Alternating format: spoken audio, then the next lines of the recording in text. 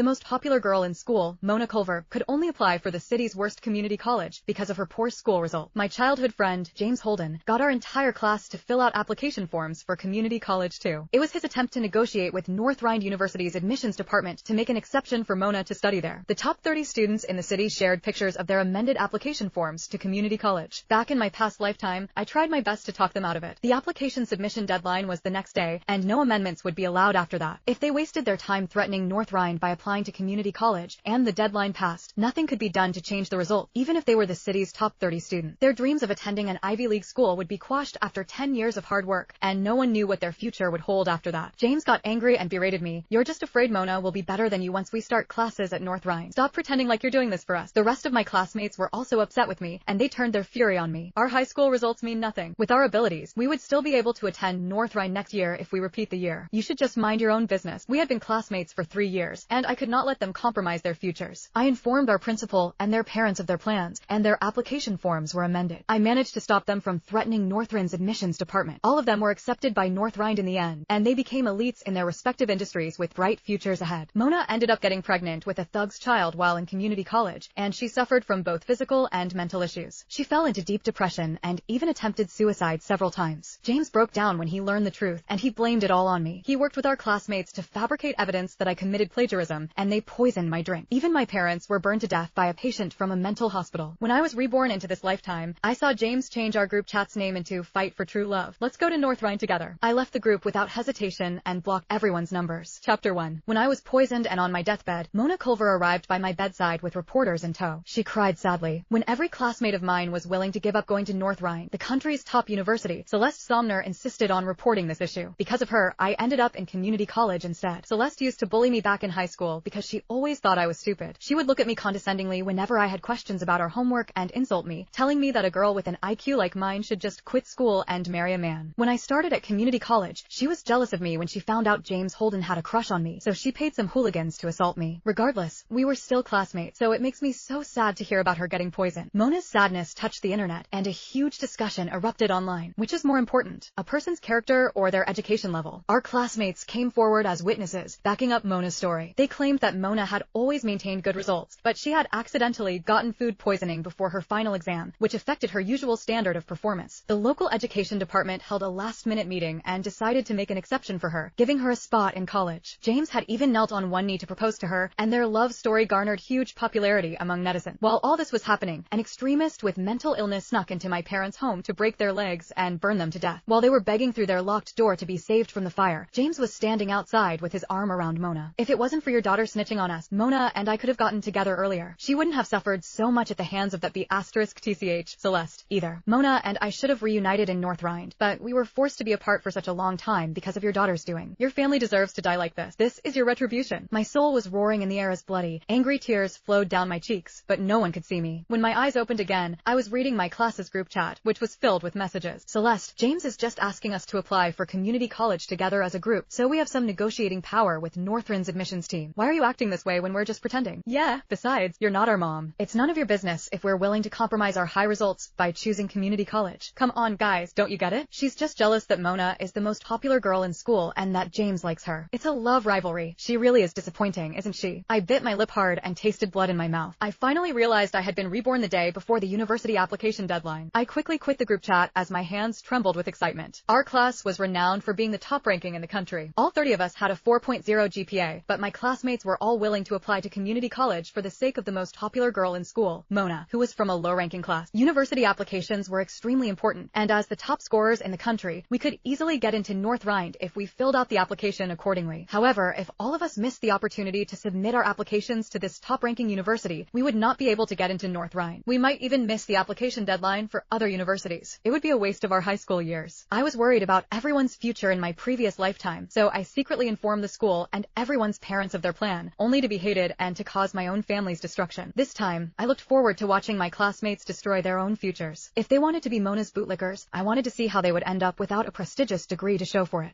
Chapter 2. Less than half an hour after I quit the group chat, James led all of our classmates to kick at my house door madly. When I opened the door, two high scorers pushed me hard to the ground. Get off your high horse, Celeste. Mona won't be taking your spot in university. We're just doing our best to give Mona a chance to enroll in North Rhine. Why are you showing off when your results are only in the city's top 10? Are you trying to threaten us by quitting the chat group? Do you think our plan will fail just because you refuse to join us? James rushed into my room while I was stunned and edited my university application. Stop acting out, Celeste. We're giving you a chance to be one of us by asking you to join the negotiations with North Rhine. I clenched my teeth as I remembered how they poisoned me without hesitation in my past lifetime. The memory chilled me to the bone. They were evil for refusing to let my parents and me go. I could not help but tremble with rage. They mistook my reaction for fear, and the look on James' face changed. The other classmates who were taunting me looked stunned, and their tones softened in an attempt to smooth over the situation. Celeste was just worried that our futures would be compromised if we couldn't amend our applications in time. Maybe we crossed the line just now. Yeah, she's been our class monitor all these years. She's always shown concern and taken care of us whenever she can. Mona suddenly burst out crying, and she choked back a sob while saying, "It's fine, everyone. Please fill out your applications properly and stop giving Celeste trouble for my sake. I know she has always looked down on me, which is why she's scaring everyone with the excuse of your futures being possibly compromised." It hurt James to see her that way, and he pulled her into his arms. He stroked her head tenderly and said arrogantly, "North Rhine is nothing. I don't believe the university recruiters will ignore us when more than 30 of us classmates apply for community college. They will definitely make an exception for Mona after we talk to the dean. She might even get a scholarship after the negotiations, and then all of us can still be together. Everyone, we're all highly capable people and not some brainless dope from a small town who thinks North Rhine is the most important thing in the world. The dean will definitely be scared into giving in to us if we decide collectively to give up applying to North Rhine. North Rhine will change its admission policy overnight when they learn so many potential talents are boycotting them." It sounded ridiculous to me. All of them looked delighted with themselves as they comforted Mona and themselves at the same time. It was true that they were the state's top scorers, but the results spoke for themselves. Mona had only scored a 1.8 GPA. What would top scorers all over the country think about them using such a method to force North Rhine to make an exception? They might be potential talent, but there were plenty of other talents outside our city and all over the country. I tidied my crinkled shirt. I understand what you're all trying to do, so I won't stop you. You're all excellent students, and North Rhine will be sure to give in to your demands, but I don't want to be part of it. Mona frowned, while everyone else looked at one another. What are you up to? James looked at me thoughtfully and scoffed. Do whatever you want. With results like yours, it wouldn't make any difference even if you joined us. Do you really think you're so great? I listened stoically as they discussed their negotiation strategy with North Rhine's dean the next day, but Mona suddenly grabbed me. Come with us to North Rhine, Celeste. This is just a sort of protest. You won't really end up in community college even if we fail. Besides, what if you snitch on us to the school and our parents after we leave? It'll ruin our plan. My classmates immediately surrounded me, and I instinctively backed away. I stammered as I looked into their vicious eyes. No, I won't. Before I could finish, they grabbed me by the hair and dragged me out the door. Mona is right. You should come with us to North Rhine for the negotiation, in case you stab us in the back. What they did chilled me to the bone, and I looked straight at James. Do you really think I'd do something like that? Don't you love snitching to our teachers all the time? When we skip class to hang out outside school, you always rat us out. James gave the others a look, and two boys came up right away to grab me by the arms and drag me to the train station. I broke out in cold sweat at the thought of what happened to me in my past lifetime. While I was struggling to break free of their grip, several classmates behind us felt unsettled and spoke up hesitantly. Chapter 3. If my parents find out that I filled out my application for community college instead of North Rhine, they'll beat me to death. There's only one day left before the application deadline. Will we really end up in community college if we fill out the applications just like that? Maybe we should think twice about this. Once we become elites in our respective fields, we can still take care of Mona even if she graduates from community college. She won't suffer in college at all. Yeah, if we don't amend our applications in time, we'll be done for. Several classmates who came from middle-income families started to worry about the plan, but Mona suddenly bit her lip and looked at them, tears in her eyes. Do all of you think Celeste is right and I'm not good enough to go to North Rhine with you? I've always thought of you guys as my best friend. Forget about it. I don't need you to sacrifice anything for me. I'll go to community college on my own and promise never to bother any of you again. James ran up to her right away to pull her into his arms. He pointed at us and sneered. What's there to be afraid of when we've all got 4.0 GPAs? North Rhine has already informed us that if we agree to attend the university, we'll get scholarships even for our master's degrees and PhDs. If we refuse to apply for North Rhine, they won't be able to achieve their admission target. He's right. North Rhine will give in if we protest as a group. I knew very well that they had gotten full of themselves because of their excellence. The school was willing to give in to them, and their parents and teachers had been showering them with praise since they were young. When they achieved excellent results in school, universities began competing for them, and they ended up being ignorant of the rules of the real world. Even if they were top scorers, university admissions had deadlines, and this was about our future. Top scorers in other states were hungry for those spots, and it chilled me to see how this naive bunch of children was acting. I pinched myself hard on the thigh to force myself to clear my head. Let me go home and amend my admission to North Rhine. I promise I won't tell on you. Don't even think about it. James and others dragged me to the train station and took a group picture of everyone, claiming it was their last crazy act as youths and that they had to make the most of it. My voice started trembling when I saw the train's departing time getting closer. I promise I won't say a word. Just let me G.